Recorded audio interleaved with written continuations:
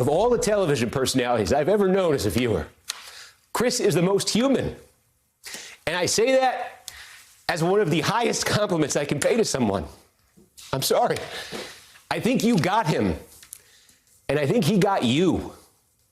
And all of us are going to miss him. What a moving night last night. And when Steve Kornacki called Chris Matthews the most human TV personality he had ever known, Steve, of course, said that was meant as his highest compliment. And it should have been, because, you know, Chris didn't measure his words. He was a man without guile. You knew what Chris believed and why he believed it. He was a former Capitol Hill cop who always wore his heart on his sleeve. And through the years, it occasionally got Tip's favorite guy, Tip's go-to guy, in trouble. But you know what?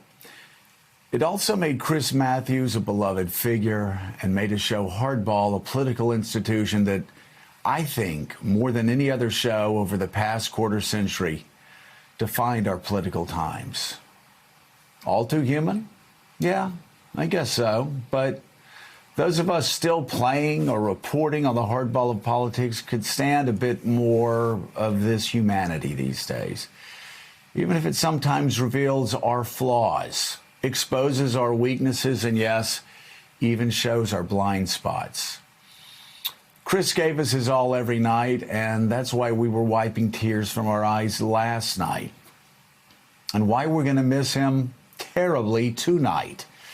And every night when 7 o'clock rolls around. Thank you, Chris, for all you've done. And Steve Kornacki at the big board, thank you for what you said about Chris last night.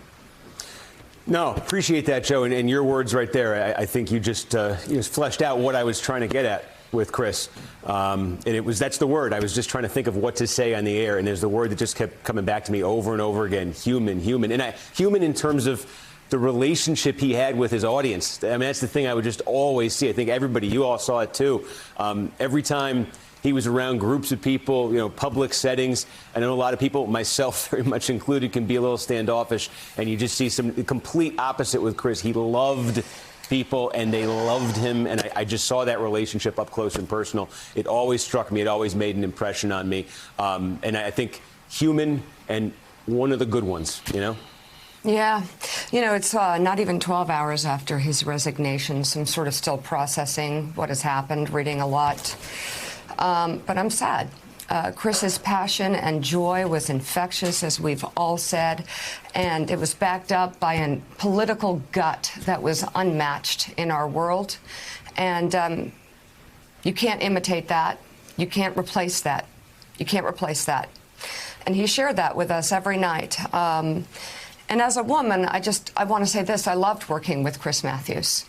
I really enjoyed being his colleague. And I understand the important changes around this so-called cancel culture. They're important, they're hard, they're painful, and in many cases they are necessary. I do wonder at this point, though, as we move forward and we look at this and what happened here, if there might be a better way for all of us in the future, where we work through this and get to a better place. But for now, I'll just say I'll miss him every night at 7 p.m., but I remain his friend. Thanks for checking out MSNBC on YouTube, and make sure you subscribe to stay up to date on the day's biggest stories. And you can click on any of the videos around us to watch more from Morning Joe and MSNBC. Thanks so much for watching.